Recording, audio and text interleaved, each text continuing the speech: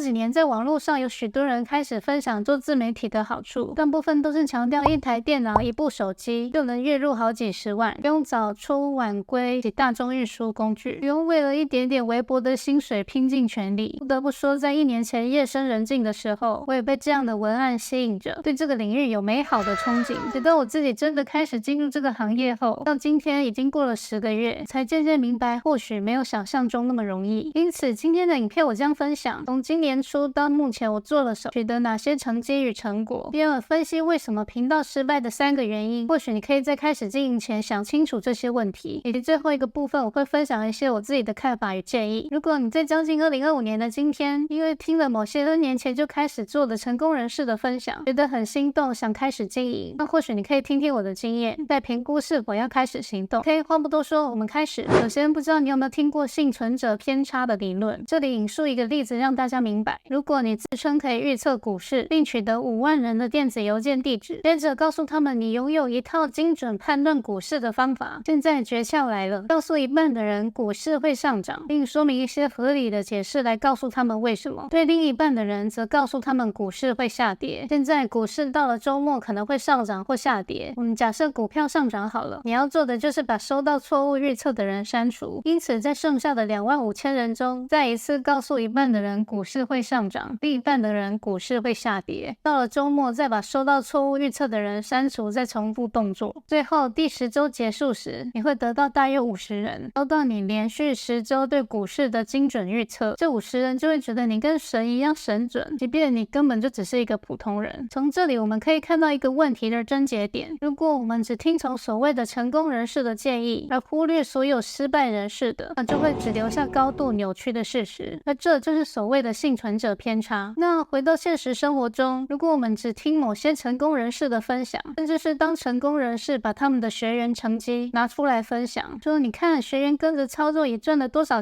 钱，也财富自由了，那么就如同刚刚的理论，其他没有成功的学员呢，是不是没有成功的人可能更多呢？那这代表我们不能听取成功人士的方法吗？只能在自己熟悉的领域深耕吗？其实不是，只是我想表达的是，如果我们想要了解一门对自己而言陌生的领域，那么多方听取成功与失败的经验，或许才能更加了解一件事的全貌。因此我将以我自己本身的例子，一个非媒体非行销类普通到不能再普通的人，分享我从零经营 YouTube 10个月的心得与经验。我先简单介绍我的频道，我的频道是在今年1月5日上传了我的第1支影片，持续到现在坚持每周更新1支，到目前为止大约做了40几支影片，那我大概是做到第20支影片才突破100订阅，是的，只有100订阅。后来做到第30支左右，开始有一些新闻媒体报道转载，以及一些商务合作的洽谈，再后来突破1000订阅。现在我做了40支影片左右后，开始开通 YouTube 收益。老实说，这样的进度不算太差，但也绝不能说优秀。不算太差的原因是，应该还有很多频道经营的更久，却还没有变现。但说我变现快吗？其实好像也还好，因为涨粉变现更快的频道大有人在，更别说 IG、抖音、其他短影音平台。不过前几支影片我有聊到长影片与短影片的客群与优点不同，拿来比较涨粉速度与变现效率，似乎意义不大。因此我这里主要以长影片的市场举例。失败原因1：定位。曾经说过关于频道定位，我其实思考很久，因为我很清楚经营频道是一场长期抗战，因此我感觉做决定需要更加小心谨慎，而这样的谨慎却让我有点难以下定决心。从经营频道初期发布的影片中可以明白，我发布各种领域的影片，包括心灵成长、管理经验，甚至连运动瘦身的影片我都做过。所有我有经验的领域我都试着做看，而最终的结果也显而易见，做了20几支，几乎没有订阅与流量。又过了一阵子，直到有其中2、3支影片拥有稍微高一点点的流量后，我才考虑是否做金钱相关的频道。会开始下定决心的原因主要有2点。第一点就是市场验证效果较好，因为有了一次观看数超过300以上的经验，那对当时的我真的是很大的鼓励。于是我便陆续试做了第2支相关主题的影片，也就是这一部。反应虽然也不怎么样，但确实都比其他支影片数据更好看。第二，制作过程的顺畅度。现在可能知道我的兴趣是跳舞运动，当时我觉得至少我这辈子都会喜欢。那频道既然要长期经营，选择一个我热爱的领域，应该最能坚持下去。但做了1支运动类影片后，发现自己喜欢跳是一回事，但能不能分享出有用的价值又是另外一回事。总之，我在做这支运动类影片的时候，我感觉自己没有什么灵感，影片做起来来就是卡卡的很不顺手。那同样的状况也发生在其他领域的影片，有了一两支影片的脚本就很难写下去的感觉。相较之下，金钱类主题的影片脚本写的就顺畅许多，能明显的感觉到自己似乎有蛮多灵感的。可是最后我便决定以钱为主题，大致确立频道定位。因此我想表达的是，如果能在频道经营初期就确立自己的方向，或许就能避免浪费前面20支影片的精力与时间。第二，专业与经验。确立往跟金钱有关的方向之后，我便面临一个问题，虽然对赚钱、存钱有一些经验与研究，但我毕竟不是商学院出身的。我就想，这样子我还能做吗？这个问题我想了很久，直到我想通一个道理。今天假如一个人想要了解如何开一间早餐店，那么会去请教开早餐店的阿姨，还是念商业管理的研究生？我想如果是我的话，肯定直接问早餐店阿姨吧，因为毕竟阿姨有完整的进货、批货、餐台备料、商品行销的经验。或者另外一个例子，有些人总是搞不懂女生在想什么，那么去请教一个心理系的人，跟去请教交过5个女朋友的人，哪一种效果更好呢？这里请不要误会，我并不是说专业不重要，只是我认为专业固然重要，但拥有经验的人或许能更了解这当中会面临的种种困难与挑战，并提供可以实际解决问题的方法。所以后来我便持续分享自己在金钱领域学习到的知识与经验。但不得不说，在创作者的角度，一个领域也不是每个人都会经历所有难题，或者有些状况与解法可能只适用于某些人，并不适用所有人。所以我认为经营频道需要做好在该领域持续精进的准备。如果停滞不前，可能会带来灵感与内容的匮乏，最终导致频道失败。原因3：离职创业、付出、等待与未知恐惧。我上份工作是志愿役，因为工作性质的关系，也不想惹上不必要的麻烦，所以我决定离职后再经营。但这样的坏处显而易见，会顿时失去稳定的经济来源。毕竟经营频道不是一般工作，有上班就有钱赚，经过漫长的付出也不一定有回报。虽然说我现在已经开通收益，也有一些商务合作了，但在这之前其实也每周都蛮难熬的，因为不确定自己什么时候能赚钱，能坚持到什么时候。而我唯一做对的事，就是在离职前有做理